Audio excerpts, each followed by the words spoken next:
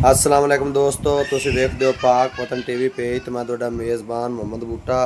अज शौकीन भरावां दी नज़र अज वाली वीडियो जिहड़े भरा कुरबानी का शौक करते हैं और कुरबानी वास्ते वैड़ा खरीदना चाहते हैं। मूँह च 6 दंद और माशाअल्लाह फुल वड्डे साइज़ का बड़ा वड्डा कद जिहड़ा भरा मौके ते आवे या उन्होंने मंगावे अल्लाह के हुक्म नाल एडा वड्डा वैड़का अल्लाह के हुक्म नाल किसी भाई ने ना वेख्या होवेगा।